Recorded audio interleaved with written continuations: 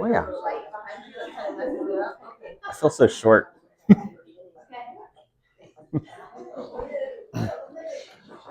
We good to go? Awesome. Well, it is my privilege today to kind of introduce our conversation with Mr. Joe Dugan. You all know Joe. Only thing I wanted to say, Joe, is whenever you walk in the room on a Wednesday, I just get very excited because you bring a whole aura about you that is just fun, casual, comfortable, and yet you're kind of a rock star business guy that we're getting ready to learn about. So thanks for being here. Thanks for jumping in week 2. Thank you. We're just going to go through some of the questions and kind of create conversation. And then if you guys have questions for Joe along the way, like feel free to raise your hand.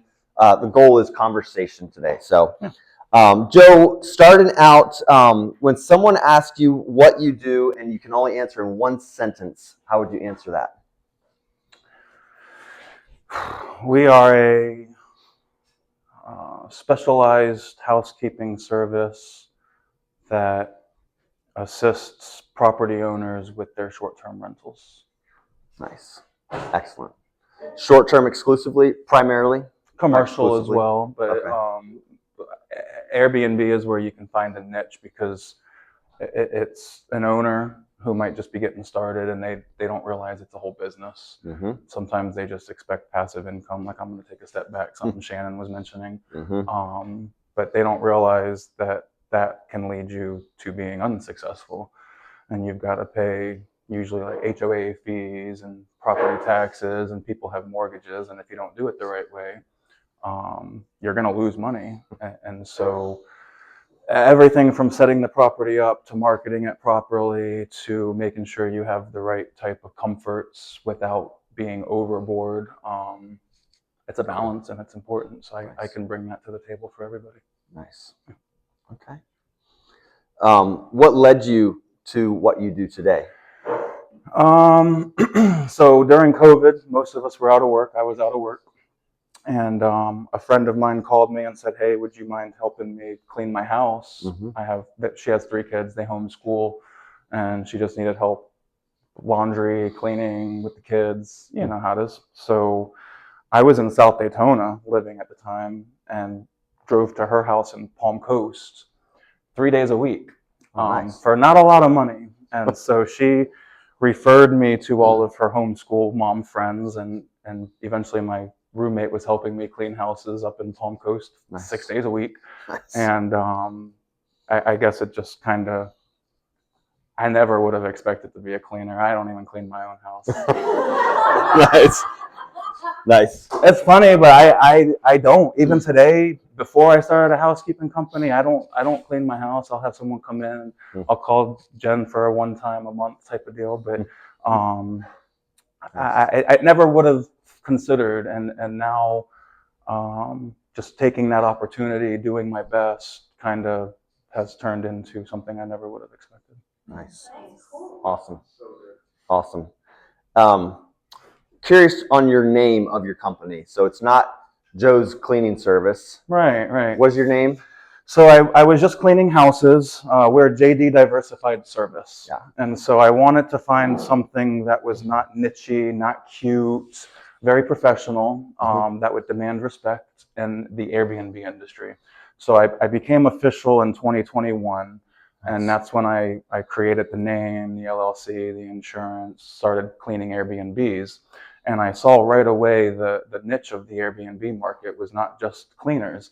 These owners and property managers need maintenance, and there is extensive laundry, and there is a need for fair property managers who will know the market, not just somebody who's trying to make your 15-20%. So the goal, now that I've started the laundry facility, I can house a maintenance guy there eventually. I can house a property manager, real estate agent in an office there. So kind of incorporating the entire household services, Airbnb services. We're not just a cleaning company. We are going to be much more than that, potentially landscaping or painting, pressure washing. Who knows what the future holds? Nice. Yeah. So diversified. It's funny. I thought most people, when they're starting a new business, you're kind of like, I'm going to do house cleaning. So I just thought that I've always been intrigued with your name, and I thought, what a cool idea, and it's been exciting to see you actually become diversified. So Slightly now, yeah. a little bit more diversified than previously. So so this year you launched the laundry business. Yes. And how does that connect to the Airbnb business? We service right now 96 Airbnbs. Nice. I grew considerably this past year, but last year at the end of our busy season, we were doing about 4,000 pounds of laundry per month. And so sheets, towels, comforters, mattress protectors, shower curtains, pillows, anything that needs washed, you have to have a fresh Airbnb for your next guest. Right. So at $1.50 per pound, 4,000 pounds is easy math. That's $6,000 a month. Nice. That I was paying someone else's bills to do that for me. Nice. So now that $6,000 a month will go into my own facility and my own labor, and we can accept other people's work. And I learned in a few years of using other services that I get stuff back with stains and rips, and it's just kind of like folded away in the bag. And then we don't realize it until we get to the Airbnb. And if you have a check-in that same day, now it's like, well, shit, I don't have enough towels. I got to scramble. And so the service, it might seem like, well, just laundry. But for an Airbnb cleaning service, it's your most important partner. And so knowing all those issues and recognizing that we're going to be the best is very easy. Nice. Well, good for you. Yeah, we just take care of it, and not only am I building something for a team of employees that can have more opportunity. We're not just like gonna have you as a housekeeper. You can become an inspector, a prepper, a trainer. There's lots of opportunities, so it's not just like putting you in your hole like a lot of Airbnb housekeeping companies are. Like, here's your shit, go clean these rooms, good luck. No, we're gonna have a system. We're gonna have a team people that feel like a family, kind of. So, yeah. Leads me to the next question. Can you tell us a little bit about the team? Yeah. So you started just you and a roommate, and then where are you today? Buddy, I've cleaned more toilets in my life than any of us here probably. Nice. Maybe Jen can compete, but I finally started to grow around 2022, where I had consistent employees through slow season. And that was that's significant, because slow season here with the Airbnb market, you just fall off a cliff. And so to have had enough work for 2 employees through that off season was a huge step for us. And then I would say this year, now going into busy season, we have 4 full-time housekeepers and 2 part-time. Nice. So the goal, it's just opportunity for other people is how I see it. I'm never going to be the type of owner that's just going to make money and disappear off of my team. The goal is to kind of create an environment where they can thrive and succeed professionally and personally as well. Nice. So understanding what they need to make each week, understanding where they're coming from, and their limitations and their flexibilities and availabilities, and kind of just making it work for everybody that shows the effort to care about the business. Yeah. Nice. And that's not easy. So finding six people for that is hard. Well, and you also at the laundry have a couple employees as well now? Or is that I had to let go of one yesterday. You did? Oh, all right. Yep. So Affinity is no longer with us. But yeah, Dominic now has an opportunity for full time. He's about to be 22, and he does a phenomenal job. So we started with 3. And Tyler was very good, and he is now one of those full-time housekeepers. Nice. So that's what I mean. You can start over here, and you can work your way up. Yeah. And there are limitations, I guess, but there is opportunity for everybody. Nice. Awesome. Very cool. We had discussed this on the phone when we talked the other day. Curious, kind of connects. What are some, like, in terms of you being a leader in your business, what are some non-negotiables? What are things you say, this will never change? These are the most important parts of what we do, what you do as an individual and a leader. So when it comes to certain things, I don't look at the money. I look at what I do it. I'm not going to send my team into a property where people smoke cigarettes. We're not going to clean your house if you smoke inside of it. We're not going to clean an Airbnb if it's smoke friendly. If there is an Airbnb type of situation where the cleaner messages me and they're like, this is not normal, there's dishes all over the place, trash all over the place, they were disgusting, I'm going to go to the owner and say, we're charging this amount of extra, it's going straight to the housekeeper. Nice. You're never going to feel like you're doing anything outside of your ordinary day that isn't going to be paid for and appreciated. So like the biggest thing to me is I put myself in the employee's shoes and I think about if you're making X amount of money and you wake up not feeling so well one day, well, F that, I can find a job to make this amount of money anywhere and be treated like shit and like whatever. So you just don't show up. But when you're making a livable wage and you're really appreciated and cared about, then you tend to maybe care more about your job and the business you're working for. So that is absolutely my biggest thing is I'm going to go to bat for my employees first. I don't have anyone working right now except for one at the laundromat, but if he were to call me, he knows if I'm talking to the president right now, I'm going to answer your phone call because you're my top priority. Nice. So just making sure the team feels appreciated, needed, never looks back at their paycheck and says, damn, I worked too hard for this. That's never going to happen with us. Cool. Good. Respect that. I don't know if whoever's been with this guy who kind of also started out our Zen After Den lunches, but every time I've been to a Zen After Den lunch, he's got one or two employees hanging out. I'm like, who's this? Oh, we work together. She's been working with me for a year. So it is kind of cool to see, you know, that you're an employer, but you're involved. And I feel like that shows, I've seen that personally. So cool. Like I think everybody's ideal for parents, we all want to be the parent that isn't your kid's friend, but you are respectfully trusted in a way that I'm going to listen to you because I know whatever you say is going to be best for me. That's just kind of the environment I want to try to provide. Nice. Like I'm not telling you what to do because I'm demanding it. I'm telling you what to do so we can be successful together. Nice. So good. So good. Line it up.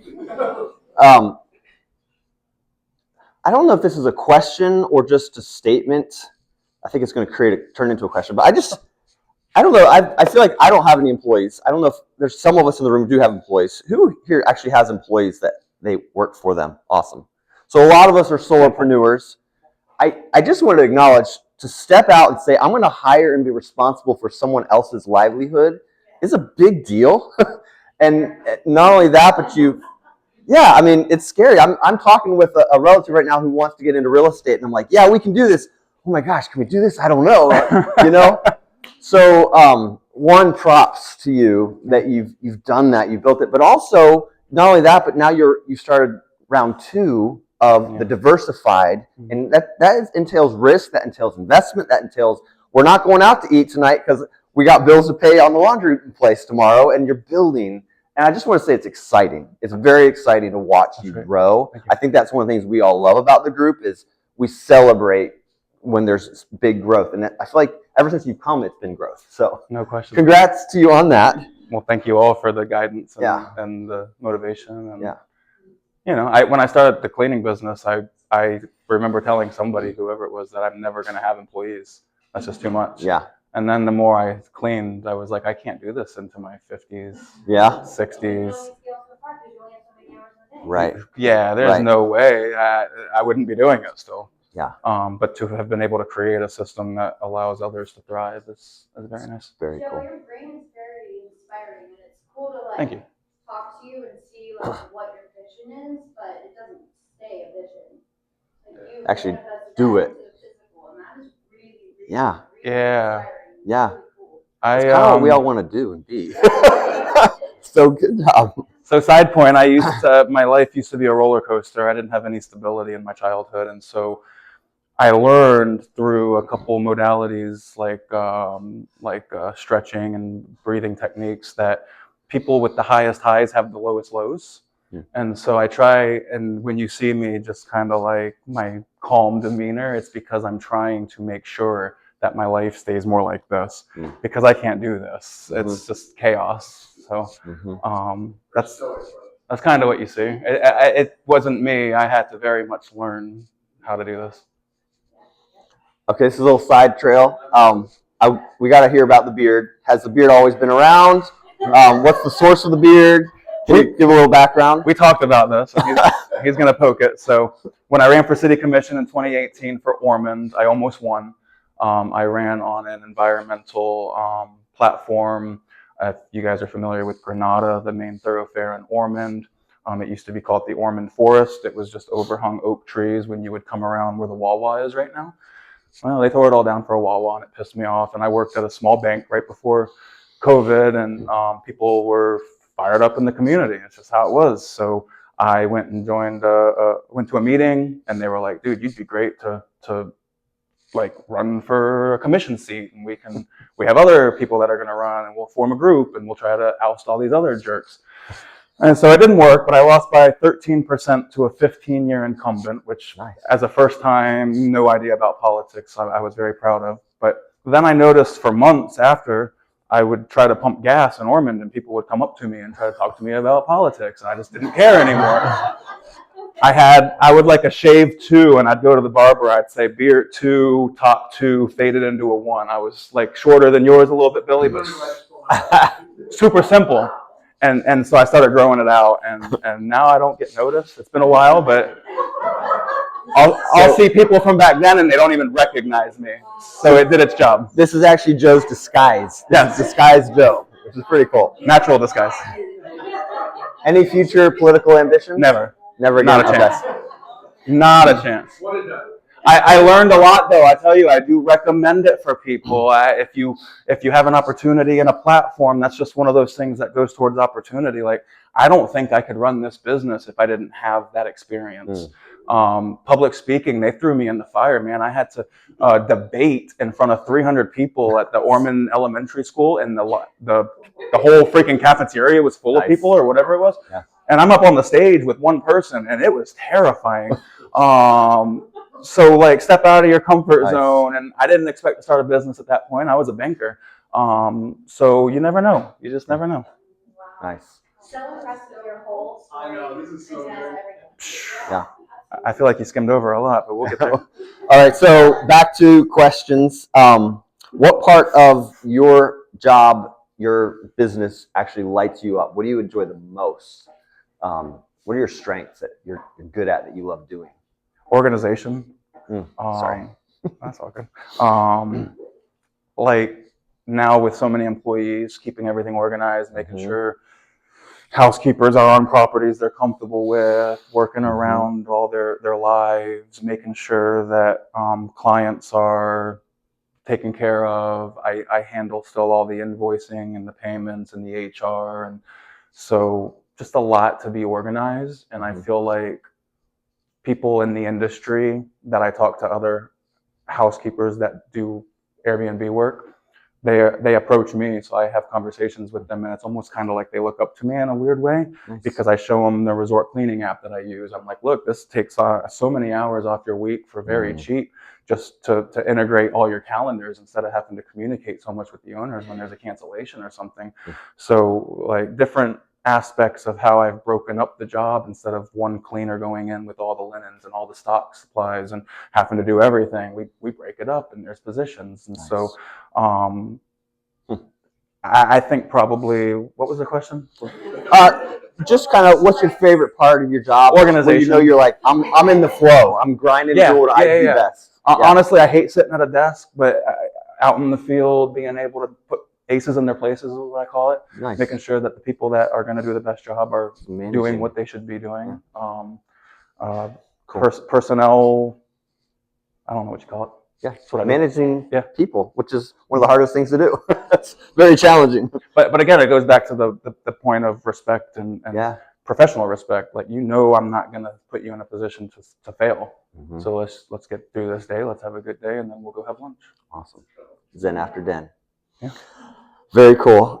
We got about 5-10 more minutes. I'm curious if we could dive into, we kind of want to, one of the goals in this transition is we're trying to say, how can we learn from everybody in this room, and how can we provide business, professional development?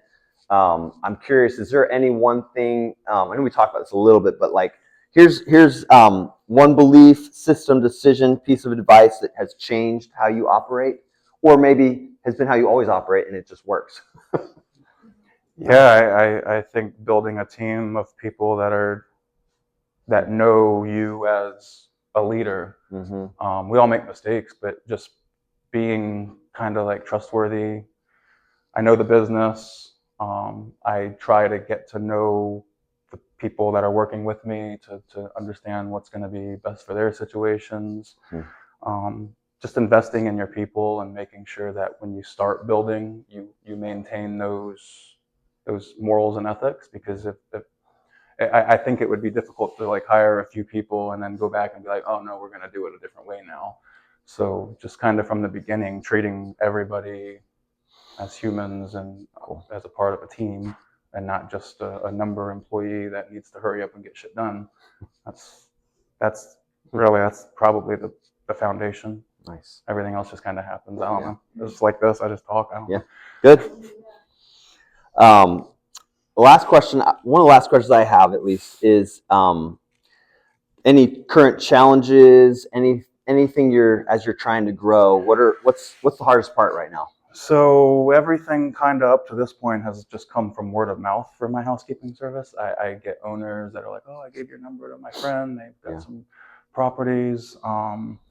Word of mouth has been our bread and butter. But now that I'm up to such a really good team, I am kind of like what you were talking about earlier. When you hire somebody, you're worried about, are you going to be able to maintain their needs? I am at a point now where I'm going to have to transition and become a salesman. I think, because I want to make sure that they keep the flow. Well, yeah, they have bare minimum, and I know I can meet that, but I want them to be like way better than that. Nice. So if I could find a few commercial properties or something that could be sustainable to keep them working, I think, because I've never really had to do it. Sales is now going to be my biggest struggle. Yeah. Okay. So if we're all part of your sales team, I mean, how can we help? Yeah, like what are maybe some specific kind of these are the areas. So you mentioned commercial. Is that any business? Are you looking at doctors' offices? Yeah, when you're at Depot. When you're at Zen Bistro and you go in the bathroom and you see how dusty all the stuff is, you can be like, yo, I know a guy that can come in here a couple days a week and really make this nice for you. It'll smell good, and your customers will feel the difference. Nice. Anything. I mean, we are, because of the Airbnb style, we have to be 365, 24/7 damn near. So people that need my office cleaned on the weekend because we're busy during the week, or after 6 o'clock, whenever it works for you, type of thing. That really fits into our system well. Okay. So those types of needs it's kind of like a niche type of thing. They might struggle if they call Jen. She's going to be like, no, hell no, we're not cleaning your shit on Saturday. Correct. We will not come after hours. We will not come after hours. Nice. That's what we said in the job. But my question for you is, do you think it's a sales issue or is there a lead issue? Are you getting enough leads and you're just not closing them, or do you need to increase your marketing? Yeah, I don't have any marketing. I've never spent a penny on marketing. The only marketing I've probably done is business cards.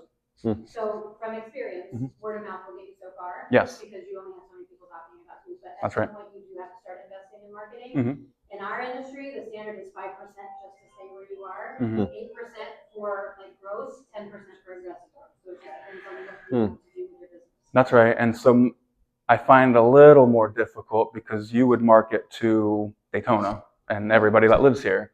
I have to market to the owners of the properties, and they might live in California or. But that's why you pair with somebody who is a good digital marketing person, because they can target those people. Whereas when somebody goes and says house cleaner Daytona, it's going to pull up just Peachy Clean. That's right. But if you've got somebody in California that's looking for an Airbnb cleaner in Daytona, that's when they would target those keywords and things like that. I still think that Google is your best bet for that, and any service really, Google and Google local services. But at the size that you are probably going to have to start investing in marketing now to get the leads that you need to. Got to the size I am and do not even have a Google page. A web page? Nice. You can't find my business on Google. Listen, it'll bring it on my Facebook. Can I just say 4 years ago I had nothing either. I didn't have a website, I didn't have a Google business page. Yeah. I didn't even know what email that was. Yeah. My email was still just clean@gmail.com. Yeah. So, but about 4 years ago is where I was where you are now. I had about 5 to 6 people working for me, and I realized I joined that coaching program, obviously. Yeah. But I realized that in order to grow, I had to get out of that Nice. word of mouth thinking, because word of mouth will only get you so far. Yeah. Where are you at today, girlfriend? 1.5 million. I Woo! Nice. top 2%. Recurring cleaning, top Nice. 2%. Housekeeping companies in the country. Nice, Jen. Yeah. You can start social media too, because I, went to your business page and We know a really good person who does social media. So I actually deleted my Facebook app because I find the scrolling and I can't waste the time anymore. So I deleted it. Scroll, just post. I know, but You can even somebody else has a meta app that helps you manage your Facebook and Instagram, where you can just make posts from your meta app and even respond to comments and messages. That way you don't ever have to actually be in Facebook. yeah, I have a lot to learn still. So. Yeah. That helps me. So, I don't want to be Facebook. How do people find you? If Word you're of not mouth. on Word of Google, mouth. if you don't. Yeah. Word of mouth. They Yeah. know so Like, I know a guy. They My buddy Joe. so they call me. They'll call me Yeah. and they'll say, "Hey, I got your number from blank, Yeah. and I have an Airbnb property in Daytona." That's usually how it starts. And I say, "Oh, okay." And I am very good at that conversation now. So Yeah. I lead it in such a smooth way that covers every detail. Just in 5 minutes on the phone, they're like, "Wow, you're obviously the guy for the job. How much is it going to be?" Do you ever say, like, if you know anyone who needs these types of services, please give them my number? I'm pretty bad at that kind of thing. I don't like to sell myself. I don't want to come off as like needy, because we're not. You're selling your The service, staff, for sure. and you're selling your staff. That's right. You want to keep them employed. I know. You're selling them. But Yeah. also, if you create a referral program, Oh. it's less you selling and more you rewarding the people who refer. I've dabbled with that a little bit, but I haven't actually set it up officially. Yeah, I tried a little something. I wonder, maybe time for one more question for Joe? Bring it You on. mentioned last year you saw significant growth. Nice. What do you attribute that to? The den has a decent part of it. Jen referred us a Saturday clean that is every Saturday office building for a recycling company. And then there was a post of a Catalina Beach Club is a timeshare that needed regular cleaners on Saturday, and a few people here tagged us in that post, and so I was able to hop on it. And Rose loves me, and she accepted our bids amongst all the other housekeepers that put in bids. So again, like word of mouth and just kind of being in the right place, I guess. Yeah. I didn't work for any of it. I just like what I'm doing right now. If you were a customer and asking me questions, I would Talk it out. Yeah, it's my business. I can talk about it. It's your character, Joe. Nice. You Yeah. has trickled into your business. I found I worked as a personal banker for 7 years, and so I was always kind of like a class clown, but then that transitioned into professional class clown, where I just kind of make people feel comfortable, even though it's about money and it's very important. They know I knew what I was doing. I spoke smoothly and I was calm, but kind of like humorously funny, and they would come for me. We had the busy Wells Fargo in Port Orange. There was 7 bankers, and I would have a lobby full of people waiting for me, and the other bankers are like at the teller line hanging out. So that's because people do business with people they know, love, and trust. No question. You break the barrier. Yeah. They know that they can come in and trust. Yeah. But I'm just me, guys. I don't know. There are a lot of people that aren't, and there are a lot of people that are not authentic and that are not genuine, and it's so easy to see through that. So when people find people who are genuine, so they stick with it. And with that, though, I'm the friend that's going to tell you what you don't want to hear. So it's kind of like I keep a small circle because of that, and I'm just blunt. And I'm going to tell you what's up. Yeah, you need Well- to go back on social media if we're going to tag you, and in order to see these tags. Is your account up still? There is a JD Diversified Service Facebook, and there is a Holly Hill Laundry Yeah, Facebook. okay. So feel Good. free to help us out as much as you can. And, Good. This is thank very you, comfortable. Joe. Thank you, guys. Y'all are great. Thank you. Well done. Thank you. So proud of you. Thank you. Cool. Guys, we're going to take a group